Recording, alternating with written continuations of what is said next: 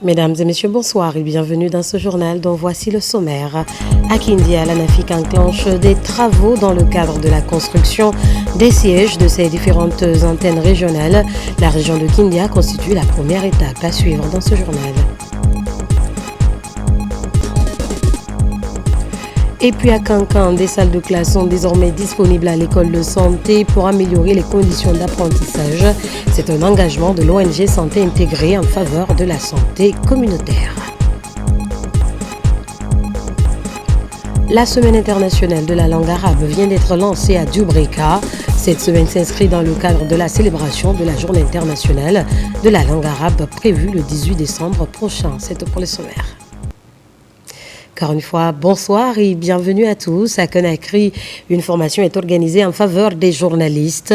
L'idée est de renforcer leurs aptitudes professionnelles en tenant compte de la relation média-hack, aussi les outils en technique de couverture médiatique en période électorale. L'initiative est accompagnée par le Centre européen d'appui électoral. Marwan Kamara, Antoine Macollet. Des travaux au double enjeu, évaluer le plan d'action opérationnel 2024 et élaborer le plan d'action de l'année 2025. Un cadre de réflexion et d'action pour permettre à la direction de la santé de la ville de Conakry de présenter au public les activités réalisées et les défis à relever. Ça fait partie des activités régaliennes et c'est une instance où toutes les voix comptent. Et l'objectif général, c'est d'identifier les activités, les défis, mais aussi transformer ces visions en des résultats tangibles en faveur de la population.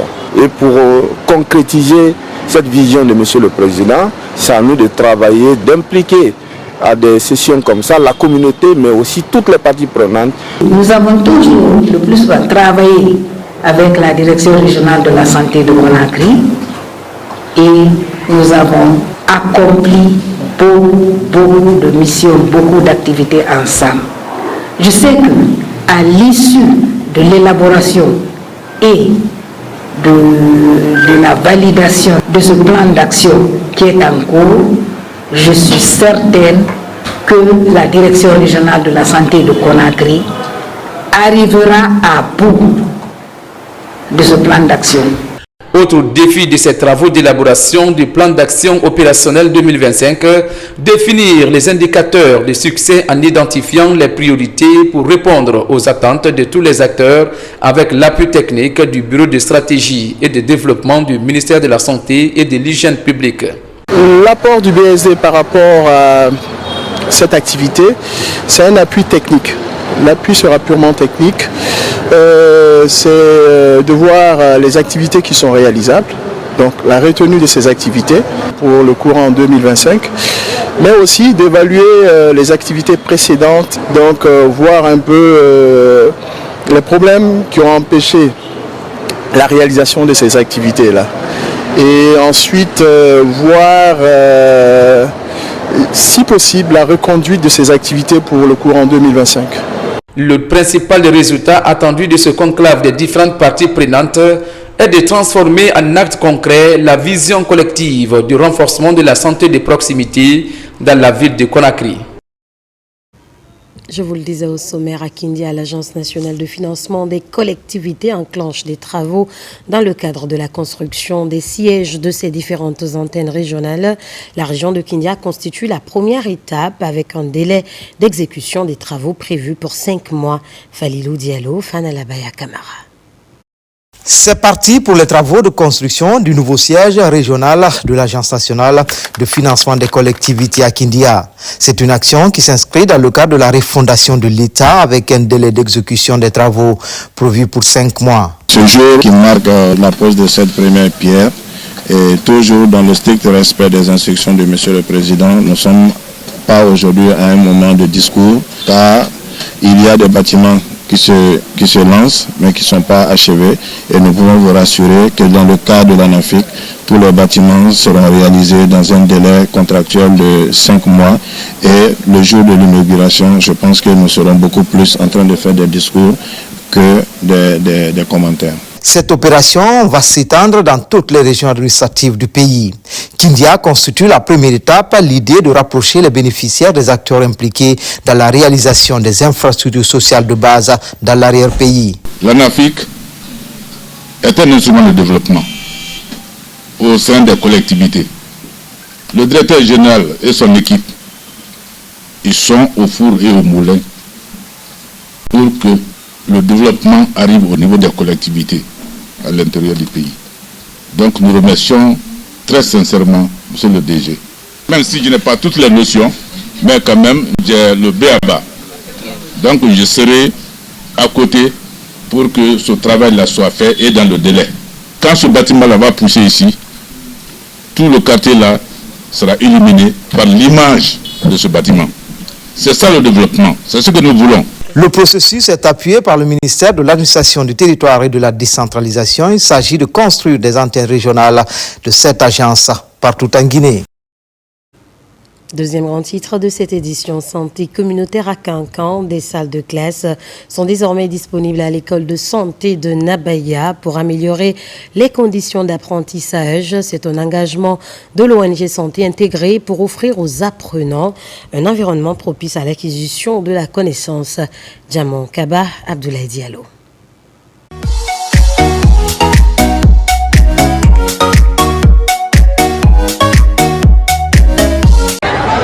L'école de santé communautaire de Kankan, entièrement rénovée à la satisfaction des apprenants et encadreurs. L'établissement offre désormais des conditions d'apprentissage améliorées pour assurer le suivi des programmes. Il y a de cela près de 52 ans qu'on évoluait dans les emprunts de l'hôpital.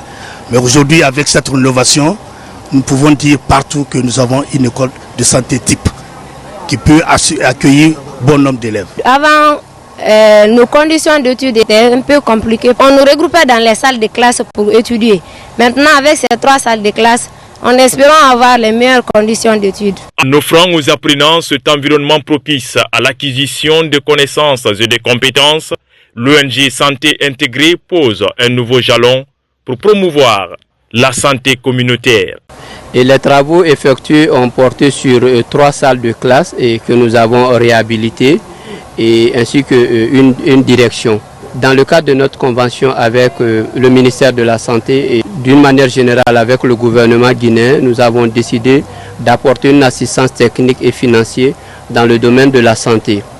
Et un de ces volets d'assistance, c'est vraiment de renforcer les capacités techniques et financières des partenaires de mise en œuvre de notre programme que nous appelons le programme de renforcement du système de santé à base communautaire. Les travaux de rénovation de cet édifice viennent corriger les soucis de pléthore dans les salles de classe. Autre avantage, l'augmentation du nombre d'élèves en santé communautaire pour lutter efficacement contre le désert médical en milieu rural. Rétrospective 2024 dans le volet santé. 2 sujets marquent les esprits. La distribution partout en Guinée des kits de césarienne et d'accouchement. Aussi l'adhésion de la Guinée à l'initiative pour l'indépendance vaccinale, sans oublier la signature de plusieurs accords. Adjetou Bari, Kerno Maroufba pour ce grand format.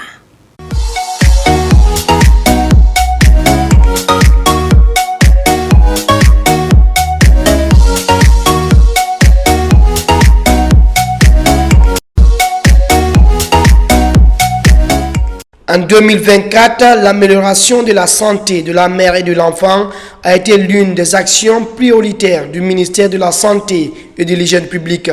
Dans l'ensemble des districts sanitaires, des kits de soins obstétricaux néonatales d'urgence ont été rendus disponibles pour assurer des accouchements sûrs et sécurisés.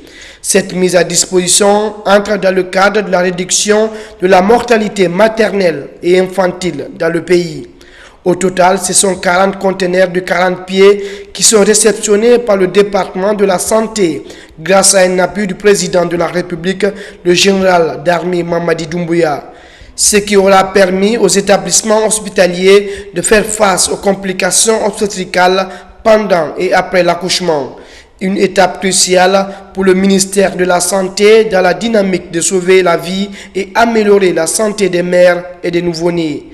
Ces matériels médicaux d'accouchement et de césarienne sont donnés gratuitement aux femmes à travers le pays. Lorsque nous sommes arrivés, parce qu'il y avait un souci au niveau de nos hôpitaux, pratiquement, il y avait une certaine disparité, il y avait un problème par rapport, n'est-ce pas, à toute cette histoire de gratuité, mais aussi, il n'y avait pas de disponibilité. Donc, Monsieur le ministre de la Santé a pris à bras le corps, n'est-ce pas, cette activité, cette recommandation du gouvernement, de Monsieur le Président de la République, pour dire qu'il faut que ce soit une réalité. C'est la raison pour laquelle, prenant son bâton de pèlerin, à travers ces gendarmes que nous sommes, en tant que directeur des hôpitaux, pour aller vers la possibilité, n'est-ce pas, non seulement de l'avoir, mais de le disponibiliser et de le mettre à disposition au niveau des hôpitaux pour que plus jamais qu'il y ait ce problème. Aujourd'hui, je vais vous dire, et je vous le garantis, de Conakry jusqu'à Yomo, au dernier kilomètre, nous avons fait en sorte que ces kits soient disponibles dans tous les hôpitaux de la Guinée. Autre actualité de l'année dans le domaine sanitaire, c'est l'adhésion du pays à l'initiative de l'indépendance vaccinale.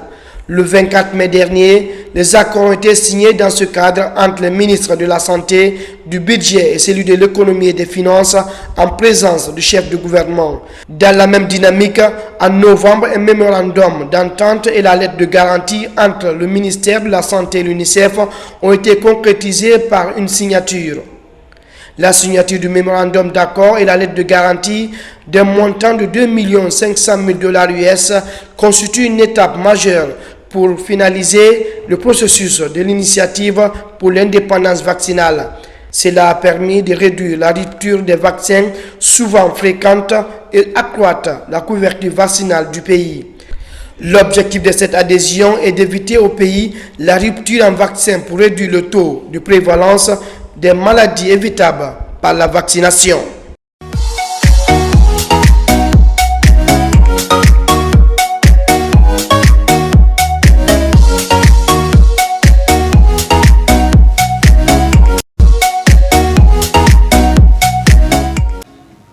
À Dubrika, la Semaine internationale de la langue arabe vient d'être lancée par la chaire de l'USESCO en collaboration avec les institutions d'enseignement. Cette semaine s'inscrit dans le cadre de la célébration de la Journée internationale de la langue arabe prévue le 18 décembre prochain. Reportage Marwan Kamara, Aboubakar Sidiki Soma. À l'Institut supérieur des arts de Morikanté de Dubrika, les passionnés de la langue arabe se donnent rendez-vous. À travers une conférence débat sur le thème « La contribution de la langue arabe à l'évolution de la civilisation et la culture humaine », il participe à la Semaine internationale de la langue arabe en Guinée. L'initiative est pilotée par la chaire de l'USESCO en collaboration avec les institutions d'enseignement en Guinée. Notre souhait aujourd'hui est que la Guinée puisse vraiment bénéficier de la contribution de cette langue. Parce qu'il y a beaucoup de personnes qui se sont intéressées ou bien qui sont dans ce domaine-là aujourd'hui. Donc les disciplines scientifiques que nous pouvons avoir dans d'autres langues, il est capable de ressortir ces disciplines-là. Mais il faut faire la promotion de ces disciplines-là dans la langue arabe. Nous tendons vers ce qu'on appelle la diversité linguistique et culturelle dans ce pays-là. C'est ça l'objectif principal. Promouvoir la diversité culturelle, promouvoir la diversité linguistique et promouvoir la diversité civilisationnelle. Donc la langue arabe, la semaine ouverte de la langue arabe est venue dans ce sens-là pour pouvoir faire la promotion de l'enseignement guinéen et aussi être en contact avec les formateurs. Quand je vois aujourd'hui dans la juridiction de Dubrika, j'ai 85 écoles franco-arabes, dont 5 du secondaire. Et si je vois une institution comme ISESCO qui vient vraiment pour aider à l'extension de cette langue arabe dans notre zone, qui va vraiment inculquer des esprits à nos apprenants, qui va aider à avoir de bons comportements et à maîtriser l'islam. Donc moi, ce n'est qu'un ouf de soulagement. Après Dubrika, la Semaine internationale de la langue arabe se poursuit également à Conakry. Au centre de mémorisation Ayama de Sangoya, les initiateurs ont mis l'accent sur la formation des enseignants des écoles franco-arabes. La vision est orientée à ceux de l'enseignement arabe en langue arabe. Et tout cela, c'est pour rehausser le niveau d'enseignement à Matoto. Donc cela voudrait donc sous-entendre qu'il faut accorder beaucoup plus d'importance qui sont accordées à l'enseignement de la mathématique, de la biologie en langue française, de même que la biologie, la physique, la chimie, l'économie en langue arabe. Ces activités scientifiques et culturelles sont dédiées à la valorisation de la diversité linguistique en Guinée. Elles pourraient contribuer au développement de l'enseignement de la langue arabe dans le pays. Pour finir, la Fédération guinéenne de karaté a ce samedi tenu son congrès électif. Les membres statutaires ont renouvelé leur bureau. La nouvelle équipe dirigera la fédération pendant 4 ans. Gabriel Camara, reportage. Pour la 3e fois consécutive, les membres statutaires de la Fédération guinéenne de karaté et arts martiaux affinitaires renouvellent leur confiance à Maître Cheikh Condé et son équipe. Ces élus ont par le passé dirigé la Fédération guinéenne de karaté avec un résultat jugé satisfaisant. Dans la mesure où les efforts abattus ont été reconnus par les membres statutaires, ça me donne un réconfort avec mon équipe. Les défis pendant ces 4 années prochaines sont, entre autres, l'engrangement des médailles au niveau international et l'insertion ou la promotion de nos cadres au niveau international, surtout la promotion de la vulgarisation et le développement à la base de notre discipline sportive. Toutes mes félicitations à l'équipe qui vient d'être élue, qui vient de bénéficier de la confiance du Congrès. Les 16 délégués venus des 8 ligues ont passé au peigne fin le rapport des activités de la Fédération durant les 4 dernières années écoulées. Durant les 4 dernières années, nous avons organisé des compétitions régulières, des championnats nationaux dans différentes catégories d'âge, de niveau. Nous avons développé et renforcé des ligues spécialisées dans les 8 régions administratives du pays. Nous avons fait la mise en place des comités dans les villes de Sigiri et Kissidougou. Sur le plan régional, nous avons développé des ligues régionales en faisant fonctionner de manière active les 8 ligues spécialisées dans les régions administratives. Nous félicitons le nouveau bureau élu. Je crois que les congressistes ont compris qu'il faut continuer dans cette bonne direction. On souhaite que ce qui a été déjà fait se fera encore davantage. Le nouveau bureau exécutif de la Fédération guinéenne de karaté et arts martiaux affinitaires est composé de 20 membres, dont 6 femmes. Ces membres ont la charge de diriger les destinées de cette fédération pour les 4 prochaines années. Ils ont l'obligation d'organiser les compétitions nationales et représenter la Guinée à l'international. C'est la fin de ce journal. Merci de votre fidélité à la RTG. À 17h pour d'autres éditions d'information. Bonsoir.